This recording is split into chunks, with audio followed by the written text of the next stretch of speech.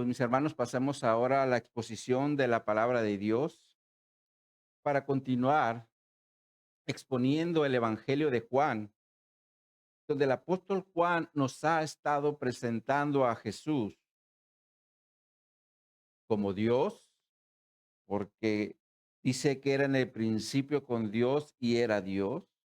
Nos ha estado presentando a Jesús como creador, porque todas las cosas fueron creadas por él.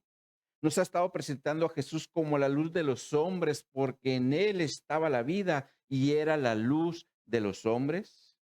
Nos ha estado presentando a Jesús como el verbo encarnado, porque siendo la palabra, tomó un cuerpo humano y se hizo hombre. Pero también como el Cordero de Dios que quita el pecado del mundo. Y esto es lo que el apóstol Juan nos ha estado presentando de Jesús en los primeros 34 versículos del primer capítulo. Sin embargo, el día de hoy vamos a concluir este capítulo 1, donde el apóstol Juan nos va a presentar los primeros 5 discípulos o seguidores de Jesús. Estos son los dos que se mencionan en el versículo 35, Pedro, que es mencionado en el versículo 40, Felipe, que es mencionado en el versículo 43, y Natanael, que es mencionado en el versículo 45. Así que, con esto en mente, mis hermanos, vayamos ahora a la palabra de Dios para dar lectura a nuestro texto base en Juan, capítulo 1, versos 35 al 51. Evangelio de Juan, capítulo 1, versos 35 al 51 nos dice: el siguiente día otra vez estaba Juan y dos de sus discípulos, y mirando a Jesús que andaba por allí, dijo: He aquí el Cordero de Dios. Le oyeron hablar los discípulos y siguieron a Jesús. Y volviéndose Jesús y viendo que le seguían, les dijo: ¿Qué buscáis? Ellos le dijeron: Rabí, que traducido es maestro, ¿dónde moras? Les dijo: venid y ved. Fueron y volvieron donde moraba y se quedaron con él aquel día, porque era como la hora décima. Andrés, hermano de Simón, era uno de los dos que habían oído a Juan y habían seguido a Jesús. Este halló primero a su hermano Simón y le dijo: hemos hallado al Mesías, que traducido es el Cristo. Y le trajo a Jesús. Y mirándole Jesús dijo: tú eres Simón, hijo de Jonás, tú serás llamado Cefas, que quiere decir Pedro. El siguiente día quiso Jesús ir a Galilea y halló a Felipe y le dijo: sígueme. Y Felipe era de Bethsaida, la ciudad de Andrés y Pedro. Felipe halló a Natanael y le dijo: hemos hallado a aquel de quien escribió Moisés en la ley, así como los profetas, a Jesús, el hijo de José de Nazaret. Natanael le dijo: ¿de Nazaret puede salir algo de bueno? Le dijo Felipe: ven y ve. Cuando Jesús vio a Natanael que se le acercaba, dijo de él: he aquí un verdadero israelita en quien no hay engaño. Le dijo Natanael: ¿de dónde me conoces? Respondió Jesús y le dijo: antes que Felipe te llamara, cuando estabas debajo de la higuera, te vi. Respondió Natanael y le dijo: Rabí, tú eres el Hijo de Dios, tú eres el Rey de Israel. Respondiendo Jesús y le dijo: porque te dije, te vi debajo de la higuera, ¿crees? Cosas mayores que estas verás. Y le dijo: de cierto os digo, de aquí en adelante veréis el cielo abierto y los ángeles de Dios que suben y descienden sobre el Hijo del Hombre. El título que le hemos dado a esta enseñanza es Los primeros discípulos de Jesús. Los primeros discípulos de Jesús. Oremos. Padre, te damos gracias, Señor, por el acceso que nos das a tu palabra. Te pido, Señor, que nos hables ahora a través de ella, a través del ejemplo de estos discípulos que tú nos muestras. Ayúdanos a comprender cuál es el motivo por el cual tú también nos has llamado al discipulado. Así que, mi Dios, queremos poner este tiempo en tus manos, que tu Espíritu Santo siga haciendo la obra en cada uno de nosotros y que nos hable, Señor, para salir de este lugar edificados con tu palabra. Así que nos ponemos en tus manos y lo hacemos en Cristo Jesús. Amén y amén. En la palabra de Dios, mis hermanos, dentro del contexto de la enseñanza, encontramos dos clases de personas. Estas son los que son discípulos y los que son apóstoles.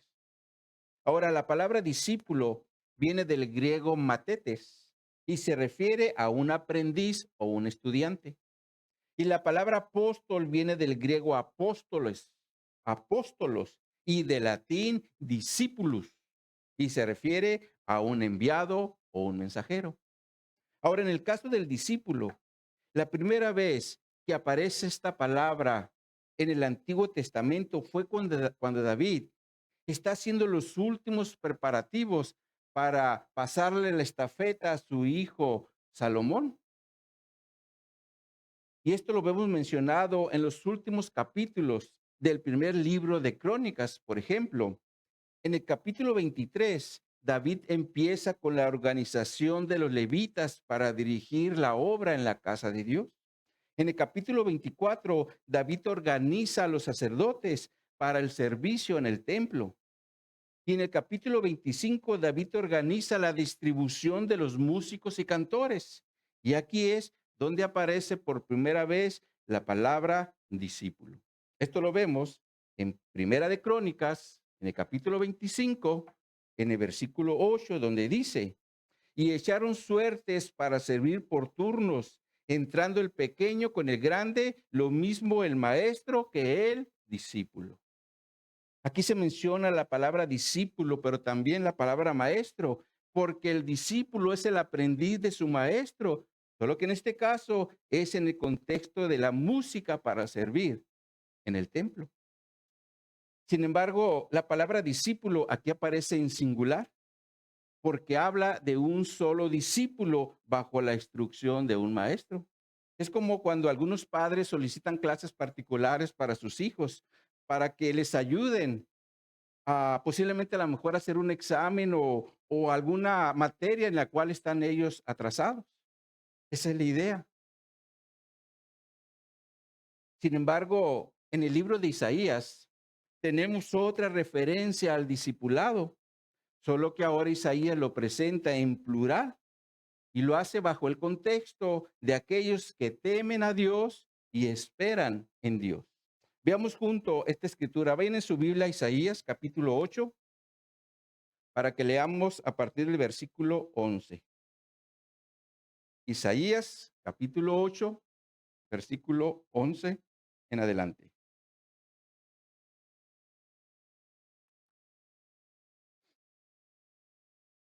Isaías 8 dice aquí la palabra de Dios en el versículo 11.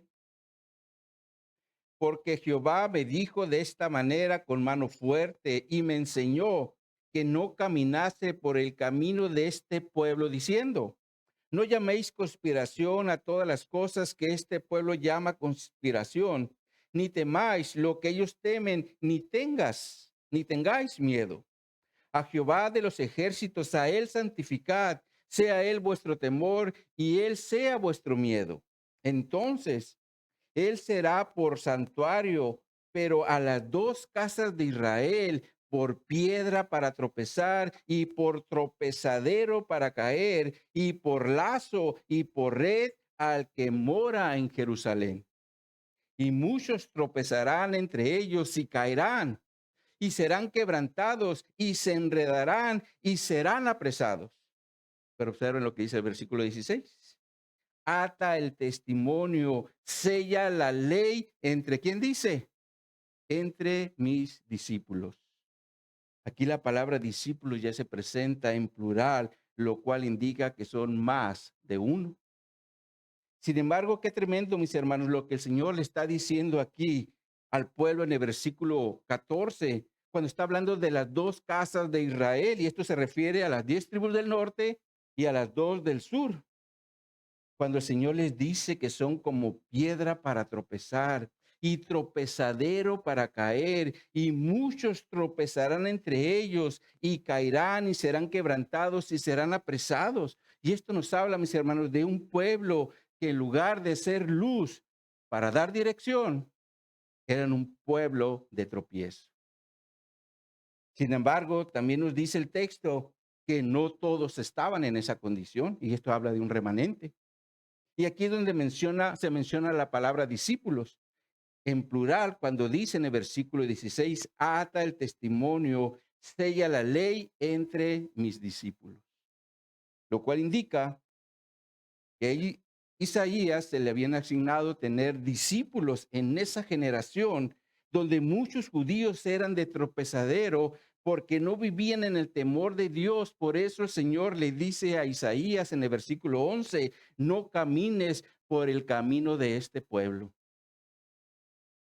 Pero el punto que quiero llegar es que desde el Antiguo Testamento hay referencias a la relación entre un maestro y un discípulo, con la finalidad de que las enseñanzas de la palabra de Dios se vayan pasando a las siguientes generaciones. Y esto ha pasado incluso a nuestros días. Por eso el Señor también en su iglesia estableció pastores y maestros, como se menciona en Efesios 4:11. Ahora, bajo este contexto de maestro discípulo, el apóstol Juan nos va a presentar a los primeros dos discípulos de Jesús. Regresemos a nuestro texto base, donde se nos va a hablar de los primeros dos. Juan, primera de Juan, o perdón, capítulo Juan, capítulo 1, verso 35. Dice aquí la palabra de Dios.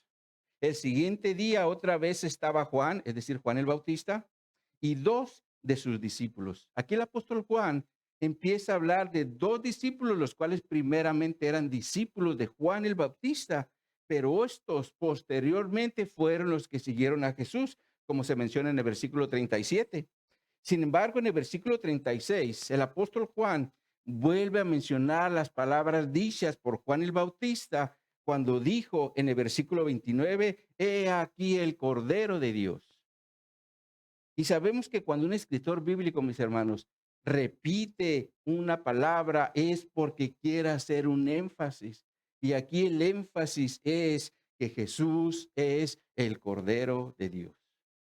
Ahora, la palabra Cordero aparece por primera vez en el libro de Génesis, cuando Dios prueba a Abraham y le dice en Génesis capítulo 22, en el versículo 2, toma ahora tu hijo, tu único Isaac, a quien amas, y vete a tierra de Moriah y ofrécelo allí en holocausto sobre uno de los montes que yo te diré.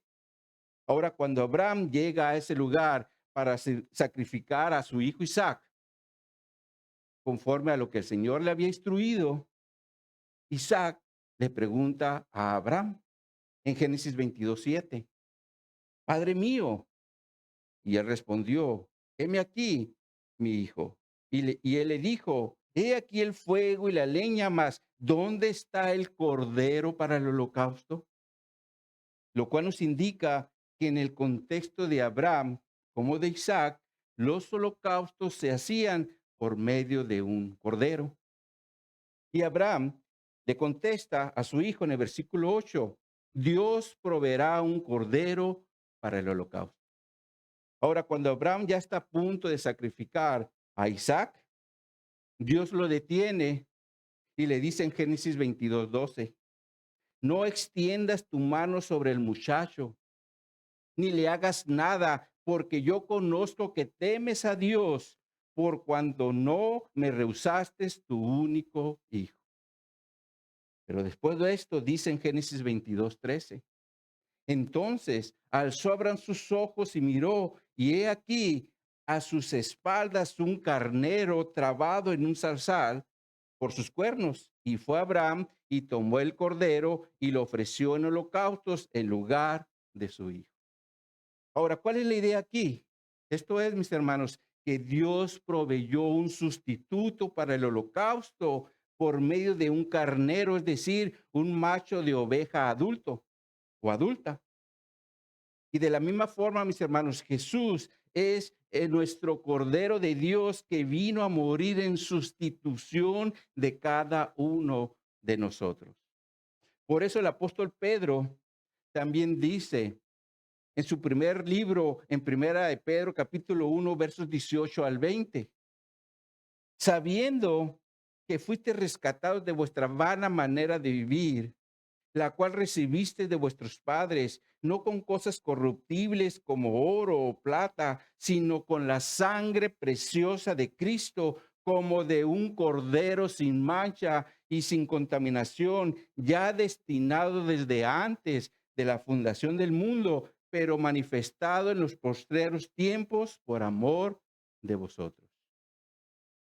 Por ese motivo es que Juan hace el énfasis en que Cristo es el Cordero de Dios, porque era el sustituto por cada uno de nosotros como pecadores. Sin embargo, el apóstol Juan después es cuando introduce a los dos discípulos que eran de Juan del Bautista, pero después siguieron a Jesús. Por eso dice el versículo 37, le oyeron hablar los dos discípulos y siguieron a Jesús. Lo cual quiere decir que cuando los discípulos de Juan el Bautista escucharon directamente de su maestro que Jesús era el Cordero de Dios, hicieron una acción y esta fue seguir a Jesús. Ahora, si nosotros, mis hermanos, miramos esta acción desde una perspectiva carnal, podríamos decir qué ingratos fueron con su maestro, porque a final de cuentas lo abandonaron. ¿A poco muchas veces no pensamos así? Pero si miramos esta acción que hicieron estos dos discípulos desde una perspectiva espiritual, nos daremos cuenta que lo que hicieron fue lo mejor porque siguieron a nuestro Dios hecho carne. Pero por otro lado, el apóstol Juan solamente describe el nombre de uno de estos discípulos que siguieron a Jesús. Y este es Andrés, hermano de Pedro, como se menciona en el versículo 40. Pero la pregunta aquí es, ¿y qué del otro? Porque el apóstol Pablo, perdón, el apóstol Juan no menciona su nombre como pasó con Andrés, nomás mencionó a Andrés. Y en este sentido, la mayoría de los eruditos bíblicos concuerdan que era el mismo apóstol Juan, es decir, el autor del evangelio, quien se presenta en los capítulos 13, 20 y 21 como el discípulo a quien Jesús amaba. Ahora, por otro lado, si ustedes analizan los evangelios, notarán que en ninguno de ellos se menciona el autor. Van ustedes a Mateo, van ustedes a Marcos o van ustedes a Lucas y no se menciona el autor. Sin embargo, por el testimonio de los padres de la iglesia, es decir, los padres de la iglesia en el segundo siglo, es cuando ellos establecieron o hicieron mención a quién eran los autores. Por ejemplo, Papías, en el año 110, atribuye el Evangelio de Marcos a Juan Marcos, discípulo del apóstol Pedro. Irineo de León, del año 180, nombra explícitamente a Mateo, Marcos, Lucas y Juan como autores de estos evangelios. Y Justino Mártir, del año 160, cita los evangelios como memorias de los apóstoles. Y por el testimonio de los padres de la iglesia, se enseñó que el apóstol Juan es el segundo discípulo que siguió a Jesús junto con Andrés. Y por lo tanto, Juan y Andrés fueron los primeros discípulos que siguieron a Jesús, los cuales a la vez eran seguidores de Juan el Bautista. Ahora continúa diciendo el apóstol Juan en los versículos 39, 38 y 39. Y volviéndose Jesús y viendo que le seguían, les dijo, ¿qué buscáis? Ellos le dijeron, Rabí, que traducido es maestro, ¿dónde moras? Y les dijo, venid y ved. Fueron y vieron dónde moraba y se quedaron con él aquel día porque era como la hora 10.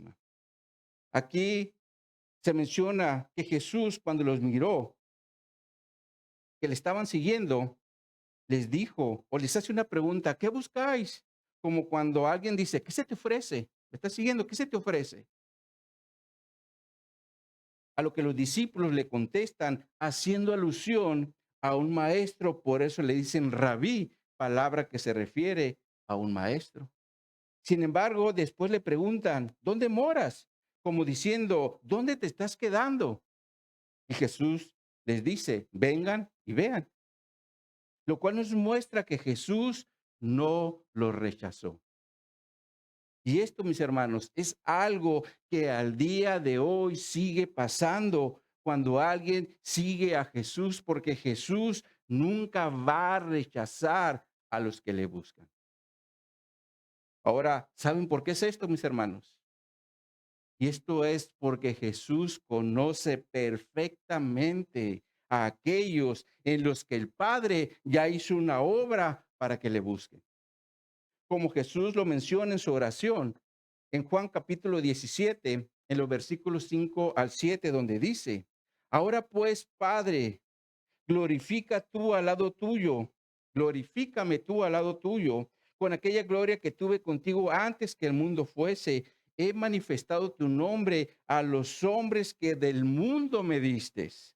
Tuyos eran y me los diste y han guardado tu palabra. Ahora han conocido que todas las cosas que me has dado proceden de ti.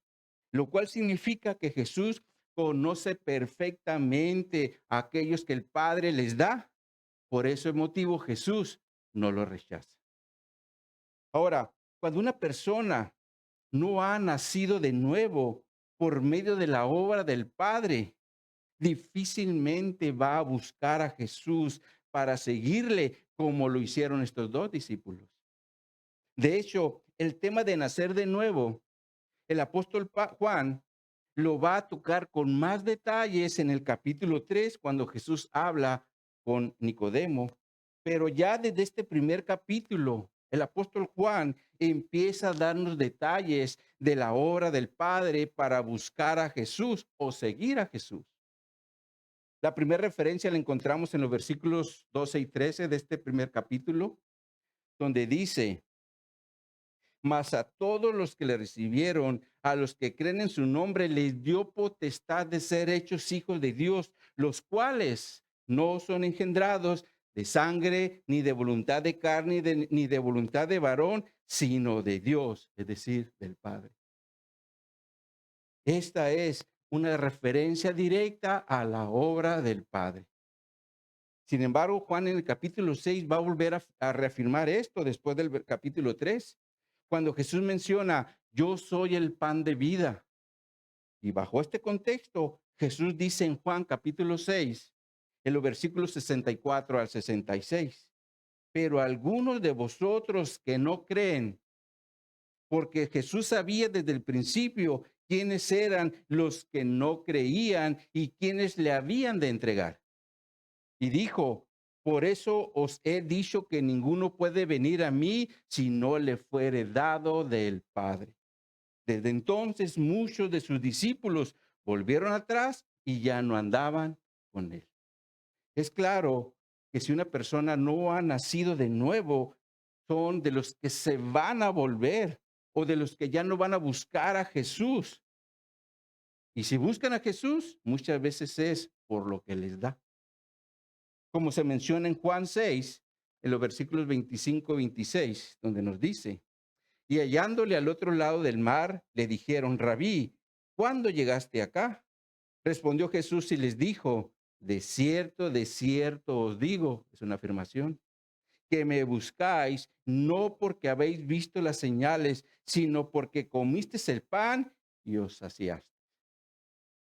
Y así están muchos, mis hermanos, el día de hoy, incluso en la iglesia, porque solo quieren sacar algo de Jesús.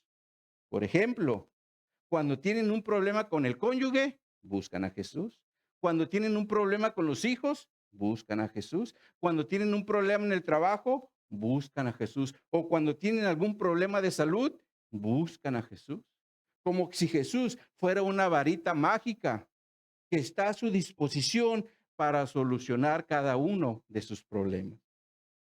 Y lo peor aún es que cuando Dios en su amor y misericordia les ayuda a salir del problema, se olvidan de Jesús.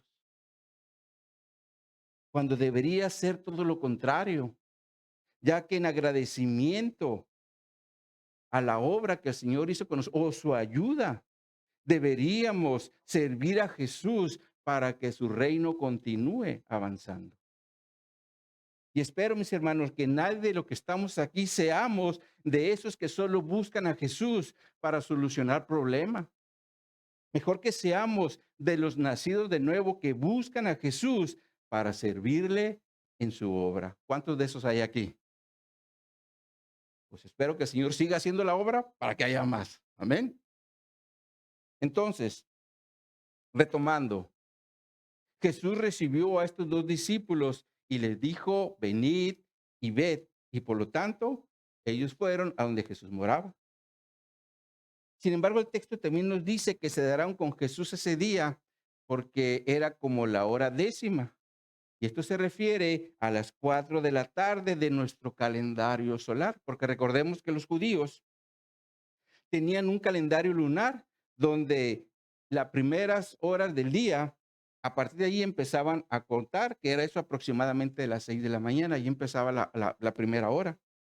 Por ese motivo, la Nueva Traducción Viviente traduce el versículo 39 de la siguiente forma. Dice esta traducción: vengan y vean, les dijo, eran como las 4 de la tarde cuando lo acompañaron al lugar donde se hospedaba y se quedaron el resto del día con él. Esta traducción dinámica nos aclara que eran las 4 de la tarde de nuestro calendario solar. Sin embargo, después el apóstol Juan introduce el encuentro de Andrés con su hermano Pedro, quien le trajo a Jesús, como se menciona en los versículos 40 y 42, donde nos dice, Andrés, hermano de Simón Pedro, era uno de los dos que habían oído a Juan y habían seguido a Jesús. Este halló primero a su hermano Simón y le dijo, hemos hallado al Mesías, que traducido es el Cristo. Y le trajo a Jesús, y mirándole Jesús dijo, tú eres Simón, hijo de Jonás, tú serás llamado Cefas, que quiere decir Pedro.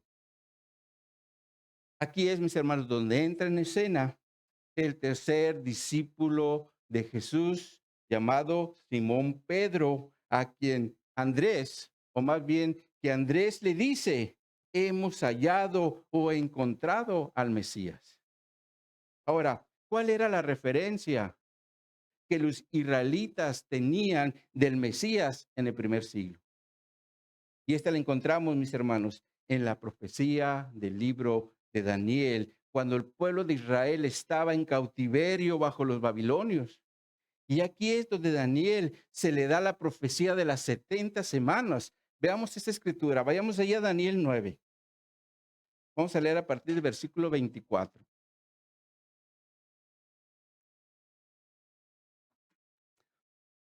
Daniel, profeta mayor, capítulo 24. Perdón. Daniel, capítulo 9, versículo 24. Daniel 9, versículo 24.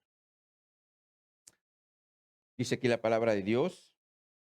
70 semanas están determinadas sobre tu pueblo y sobre tu santa ciudad para terminar la prevaricación y poner fin al pecado y expiar la iniquidad, para traer la justicia perdurable y sellar la visión y la profecía y ungir al santo de los santos.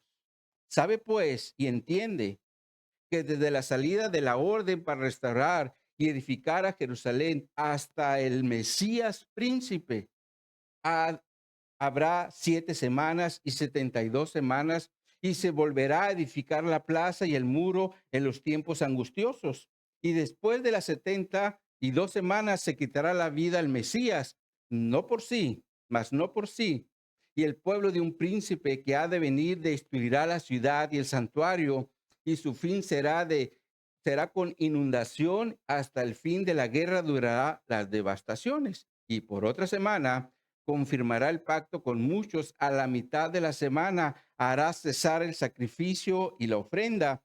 Después, con la muchedumbre de las abominaciones, vendrá el desolador hasta que venga la consumación y lo que está determinado se derrame sobre el desolador.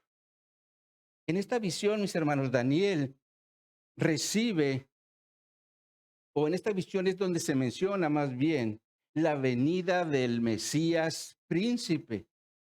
Y lo menciona en el contexto donde va a terminar la prevaricación, es decir, la maldad. Va a poner fin al pecado, va a traer la justicia perdurable y va a ungir al santo de los santos. Y aquí el santo de los santos es una referencia al lugar santísimo.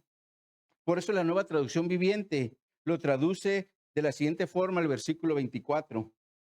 Un periodo de 70 conjuntos de 7 se ha decretado para tu pueblo y tu ciudad santa, para poner fin a la rebelión, para terminar con su pecado, para obtener perdón por su culpa, para traer justicia eterna, para confirmar la visión profética y para ungir el lugar santísimo.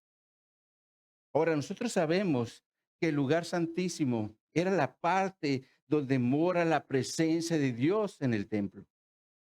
Y en el momento que Daniel está recibiendo esta profecía, no había templo porque el templo había sido destruido por los babilonios años atrás. Sin embargo, cuando se habla de ungir el lugar santísimo, esta es una referencia a que la presencia de Dios habitará nuevamente en el templo. Y por lo que encontramos en el libro de Esdras, el templo fue restaurado bajo la ayuda de los persas, quienes después dominaron a los babilonios. Y ahora, algo que me llama mucho la atención es que una vez que el templo se reedificó y se dedicó, como se menciona en Esdras capítulo 6, no se menciona por ningún lado la presencia de Dios en el templo, como pasó en la dedicación que hizo Salomón del primer templo, como se menciona en Primera de Reyes, en el capítulo 8, en los versículos 5 al 11. Pero veamos esta escritura. Vayan allá a Primera de Reyes 8:5 para ver estos dos contrastes que quiero mencionar. Primera de Reyes, capítulo 8, verso 5.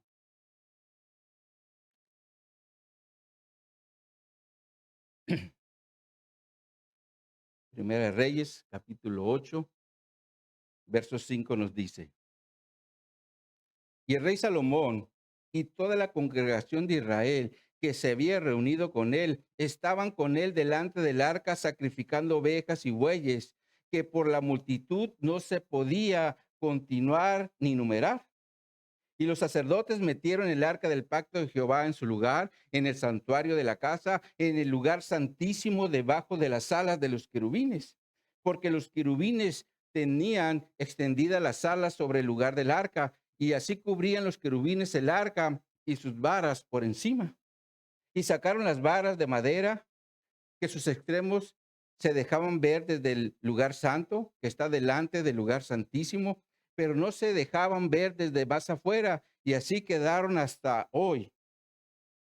En el arca ninguna cosa había sino las dos tablas de piedra que allí había puesto Moisés en Horeb, donde Jehová hizo pacto con los hijos de Israel cuando salieron de la tierra de Egipto, y cuando los sacerdotes salieron del lugar del santuario, la nube llenó la casa de Jehová, y los sacerdotes no pudieron permanecer para ministrar a causa de la nube, porque la gloria de Jehová había llenado la casa de Jehová. Aquí en esta escritura describe cómo llegó la presencia de Dios o se manifestó en el templo. Pero veamos ahora lo que dice la escritura. Cuando se dedicó el templo por segunda vez en Esdras capítulo 6, veamos ahora esa escritura, allí a partir del versículo 13, cuando ya fue terminado el segundo templo. Esdras 6, a partir del versículo 13.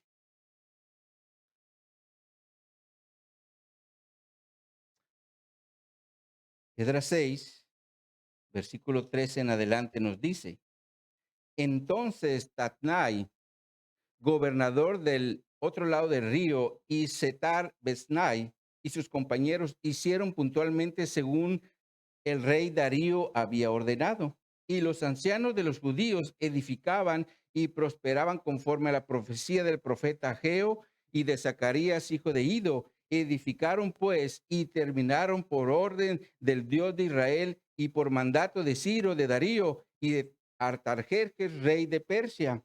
Esta casa fue terminada el tercer día del mes de Adar, que era el sexto año del reinado del rey Darío. Entonces los hijos de Israel, los sacerdotes, los levitas y los demás que habían venido de la cautividad, hicieron la dedicación de esta casa de Dios con gozo y le ofrecieron en la dedicación de esta casa de Dios 100 becerros, 200 carneros, 400 corderos y 12 machos cabríos en expiación por todo Israel conforme al número de las tribus de Israel.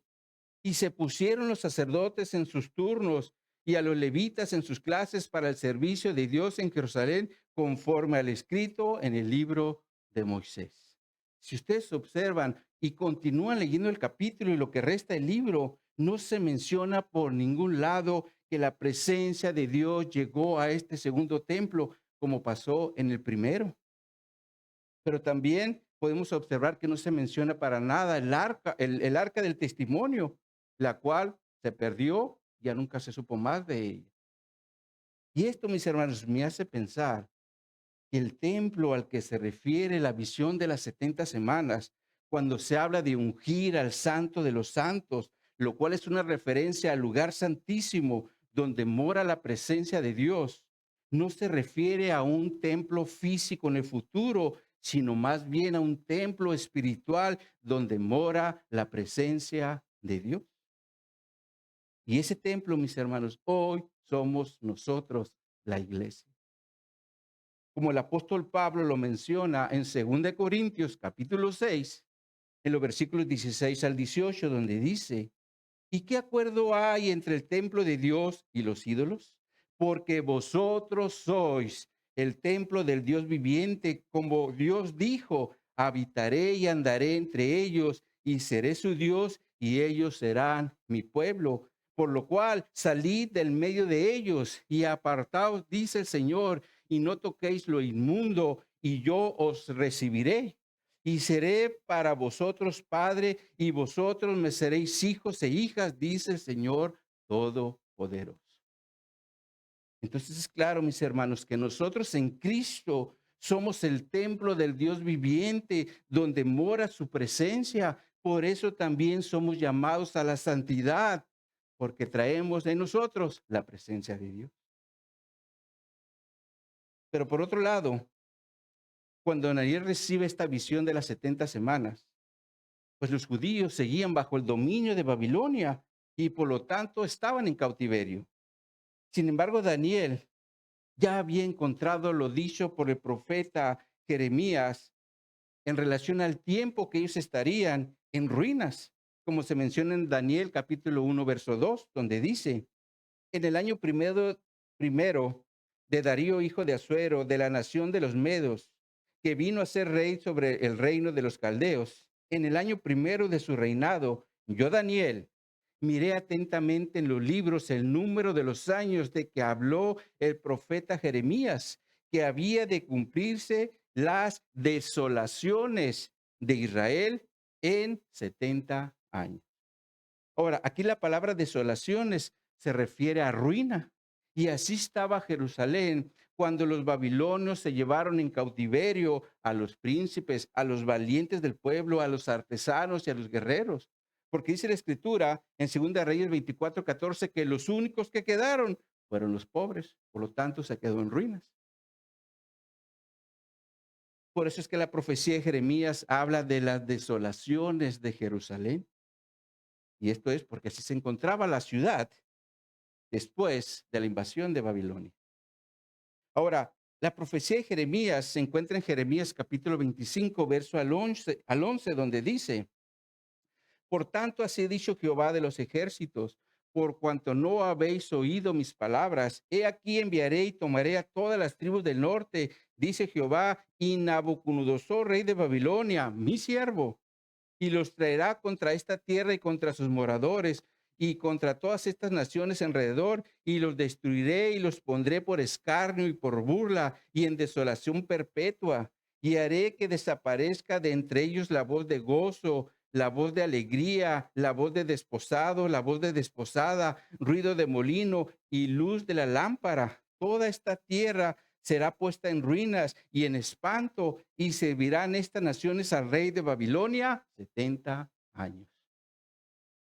Ahora, cuando Daniel se dio cuenta que el tiempo estaba por cumplirse, inicia una oración de pecados. Por eso dice en Daniel capítulo 9, versos 4 al 5, y oré a Jehová mi Dios e hice confesión diciendo, ahora Señor, Dios grande, digno de ser temido, que guardas el pacto y la misericordia con los que te aman y guardan tus mandamientos, hemos pecado, hemos cometido iniquidad, hemos hecho impíamente y hemos sido rebeldes y nos hemos apartado de tus mandamientos y de tus ordenanzas. Y así continúa Daniel hasta el versículo 19, donde dice, oye Señor, oh Señor, perdona, presta oído, Señor, hazlo, no tardes. Por amor de ti mismo, Dios mío, porque tu nombre es invocado sobre tu ciudad y sobre tu pueblo. Lo cual quiere decir que Daniel ya estaba esperando la restauración de Jerusalén para que se terminara las ruinas, o de que se terminara de estar en ruinas. Y es aquí donde interviene Gabriel, o el varón Gabriel, para darle entendimiento de la orden y de la visión, como se menciona en Daniel 9, versos 20 al 22, donde nos dice, y aún estaba hablando y orando, dice Daniel, y confesando mi pecado y el pecado de mi pueblo Israel, y derramaba mi ruego delante de Jehová mi Dios por el monte santo de mi Dios. Y aún estaba hablando en oración cuando el varón Gabriel, a quien había visto en la visión al principio, volando con presteza, vino a mí como a la hora de los sacrificios de la tarde, y me hizo entender y habló conmigo diciendo, Daniel, ahora he salido para darte sabiduría y entendimiento. Al principio de tus ruegos fue dada la orden y yo he venido para enseñártela, porque tú eres muy amado. Entiende pues la orden y entiende la visión. Y a partir del versículo 24 es donde viene la profecía de las 70 semanas, donde se menciona el Mesías príncipe. Y este es el Mesías al que se refiere Andrés cuando dice, hemos encontrado al Mesías. Sin embargo, en relación al Mesías príncipe, la visión decía algo muy importante en relación al Mesías príncipe. Y esta es que se le quitaría la vida. Lo cual quiere decir que el Mesías príncipe que habría de venir sería muerto. Por eso Jesús, como el Mesías príncipe, lo reitera cuando le dice a sus discípulos en Mateo capítulo 20, en los versículos 17 y 18. He aquí subimos a Jerusalén y el Hijo del Hombre será entregado a los principales sacerdotes y a los escribas y le condenarán a muerte y le entregarán a los gentiles para que le escarnezcan, le azoten y le crucifiquen, perdón, mas al tercer día resucitará. Ahora, cuando esto pasó, fue cuando se dio cumplimiento a lo dicho en la profecía dada en Daniel en relación a la muerte del Mesías príncipe. De hecho, también la visión consideraba la destrucción del templo y esto sucedió en el año 70 bajo el dominio, pero ahora de Roma. Sin embargo, cuando Andrés va con Pedro y le dice, hemos hallado al Mesías príncipe, Jesús apenas estaba iniciando su ministerio, pero su muerte ya estaba determinada desde la visión que se le dio a Daniel. Ahora, cuando Pedro llega al lugar donde estaba Jesús, vemos que Jesús le dice en el versículo 42, regresemos ahí, dice el versículo 42 del capítulo 1 de Juan, y le trajo a Jesús, y mirándole Jesús dijo, tú eres Simón, hijo de Jonás, tú serás llamado Cefas, que quiere decir Pedro. Ahora, En arameo la palabra Cefas significa piedra y en griego es Petros. Y ambas palabras son una referencia a una piedra. Y bajo este nombre que Jesús le dio a Pedro, la iglesia identificaba al apóstol Pedro. Por ejemplo, cuando el apóstol Juan está tratando las divisiones que había en Corintio, él menciona a Pedro como Cefas.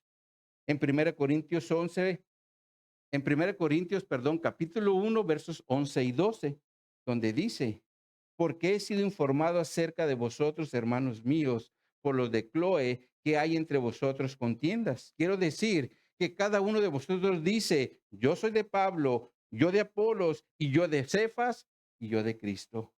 Y aquí Cefas es la referencia a Pedro. Ahora, cuando Pablo está narrando su testimonio a los Gálatas, les dice en Gálatas capítulo 2, versos 8 y 9: pues el que actuó en Pedro para el apostolado de la circuncisión, actuó también en mí para con los gentiles. Y reconociendo la gracia que me ha sido dada, Jacobo, Cefas y Juan, que eran los considerados como columnas, nos dieron a mí y a Bernabé la diestra en señal de compañerismo para que nosotros fuésemos a los gentiles y ellos a la circuncisión. Pablo aquí menciona los nombres de Pedro, tanto griego como arameo, porque lo menciona como Pedro, pero también lo menciona como Cefas, ¿verdad? Entonces, Pedro, mencionado también como Cefas, viene siendo el tercer discípulo que menciona Juan. Ahora, el cuarto discípulo es Felipe, y este entra en el versículo 43 y 44, donde dice: el siguiente día quiso Jesús ir a Galilea y halló a Felipe y le dijo: sígueme. Y Felipe era de Betsaida, la ciudad de Andrés y Pedro. Ahora, si ustedes observan, Felipe llegó a Jesús en un contexto muy diferente al de Juan, al de Andrés y al de Pedro, porque estos discípulos fueron a Jesús. Pero en el caso de Felipe, Jesús fue el que le hizo directamente el llamado cuando le dijo: sígueme. Ahora, esta palabra se presenta en forma de mandamiento. Y este mandamiento Felipe obedeció.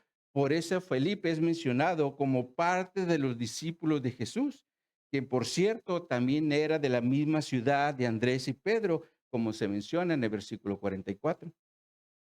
Ahora, Felipe después halla a Natanael, y aquí es donde entra el quinto discípulo, como se menciona en el versículo 45, donde Felipe ahora le dice a Natanael: hemos hallado a aquel de quien escribió Moisés en la ley, así como los profetas, a Jesús, el hijo de José de Nazaret. Aquí Felipe menciona a Jesús, pero ahora en el contexto de la ley y los profetas. En el caso de la ley, es cuando Dios le dice a Moisés que levantaría un profeta del medio de ellos, como se menciona en Deuteronomio 18:15. Y cuando habla de los profetas, tenemos a Isaías. Por ejemplo, Isaías 7:14, cuando dice: el Señor mismo dará señal, he aquí la Virgen concebirá y dará a luz un hijo y llamará su nombre Emmanuel. Estas eran las referencias que los judíos tenían en el primer siglo. Por eso Felipe le dice a Natanael: hemos hallado a aquel de quien escribió Moisés en la ley, así como los profetas. Pero después Felipe agrega: Jesús, el hijo de José de Nazaret. Y esto es porque Jesús habitó en Nazaret para que se cumpliese lo dicho por los profetas, como se menciona en Mateo 2:23. Sin embargo, Natanael respondió con incredulidad y le dice, y contesta en el versículo 46: ¿de Nazaret puede salir algo bueno? Le dijo Felipe: ven y ve. Es como cuando no nos creen algo, le decimos: bueno, vayan para que se den cuenta. Y por lo que nos sigue diciendo el texto, Natanael acompañó a Felipe. Y aquí es cuando Jesús mira a Natanael que se acercaba a él y dice: he aquí un verdadero israelita en quien no hay engaño, como se menciona en el versículo 47. Ahora, esta exclamación también es una referencia a una persona bienaventurada, como se menciona en el Salmo 32:2, donde dice: Bienaventurado el hombre a quien Jehová no culpa de iniquidad y en cuyo espíritu no hay engaño. Y todo indica que Jesús miró a Natanael como un hombre bienaventurado, por eso dice, en cuyo espíritu no hay engaño. Sin embargo, Natanael se sorprende, porque al final de cuentas ellos no se conocían. Por eso le dice a Jesús en el versículo 48,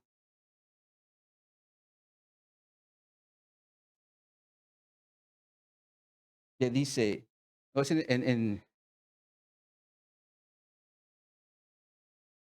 le dice,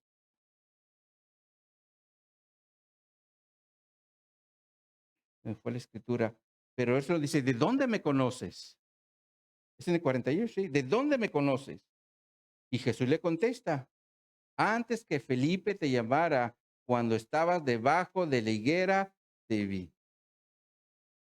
Esto es como si un día estuviéramos en algún lugar donde creemos que nadie nos puede ver y se nos olvida que Dios siempre nos está mirando porque Él es omnipresente y nadie se puede ocultar de su presencia. Y Jesús, como Dios encarnado, da testimonio de ver cosas que otros no miraban. Otro ejemplo de esto lo vemos cuando Jesús sanó un paralítico en Mateo capítulo 9, en los primeros versículos, donde dice, entonces entrando Jesús en el arca pasó al otro lado y vino a una ciudad.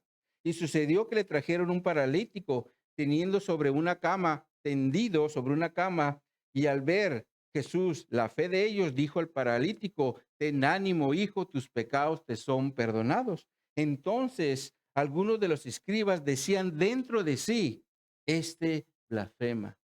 Y conociendo Jesús los pensamientos de ellos, les dijo, ¿por qué pensáis mal en vuestros corazones?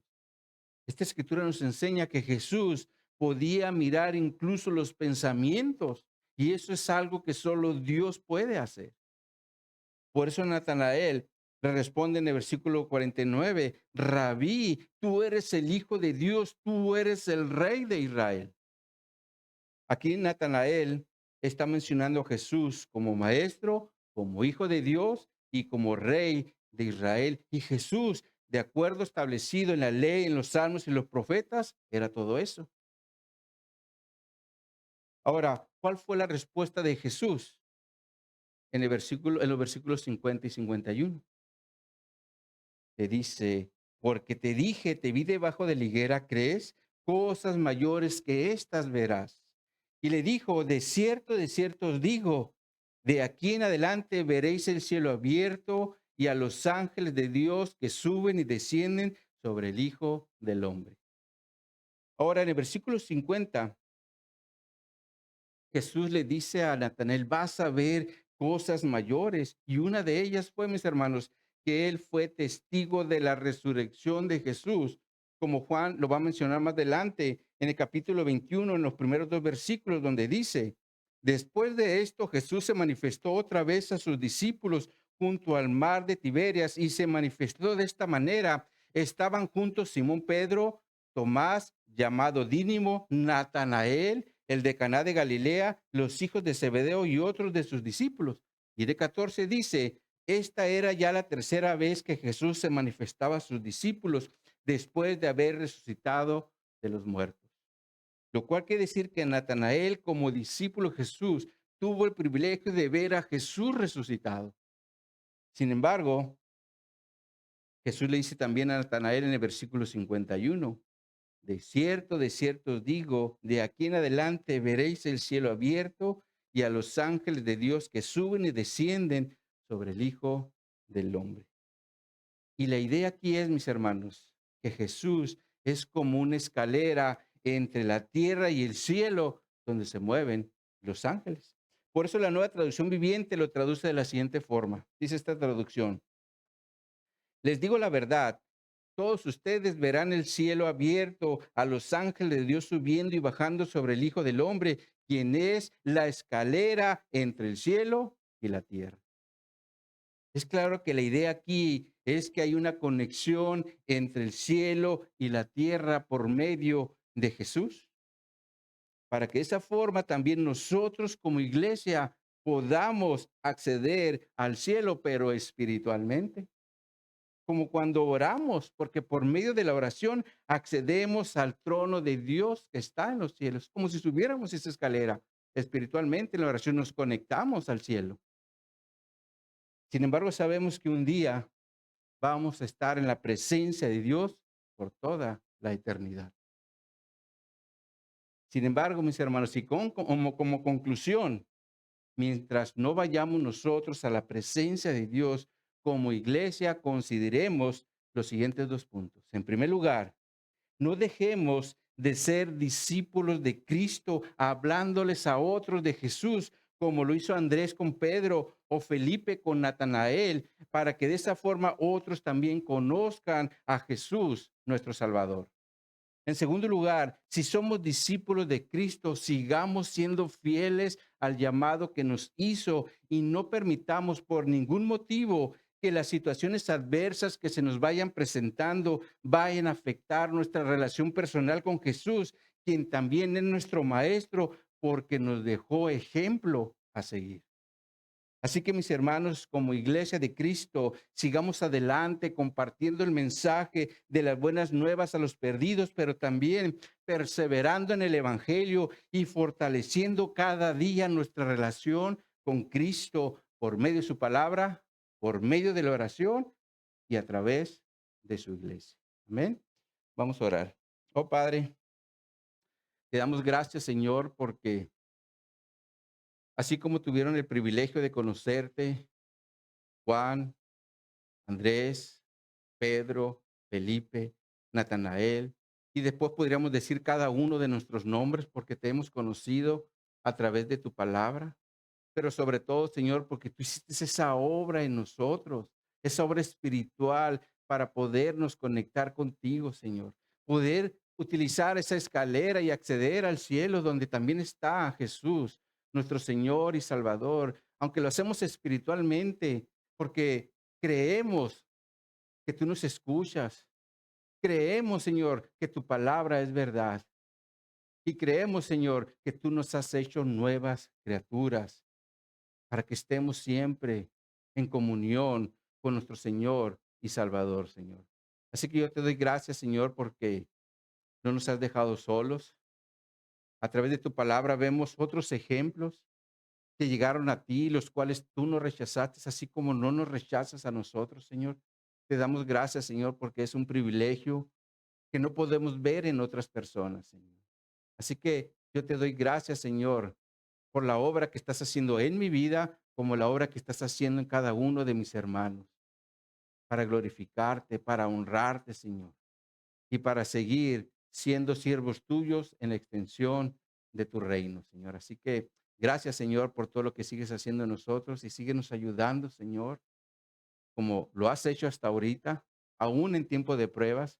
Tú nos das fortaleza y nos ayudas para seguir adelante, Señor, porque somos parte de tu iglesia y somos el templo viviente donde mora la presencia de Dios. Así que, Señor, gracias por todas estas bendiciones y ayúdanos, Señor, a honrarte en el día a día, en nuestro hogar, en nuestro trabajo y donde quiera que estemos, porque es lo menos que podemos hacer. La obra más grande tú ya la hiciste, Señor Jesús, en la cruz, donde diste el pago de todos nuestros pecados. Así que gracias, Señor, por este gran privilegio. En el nombre de Jesús te lo agradezco. Amén y amén.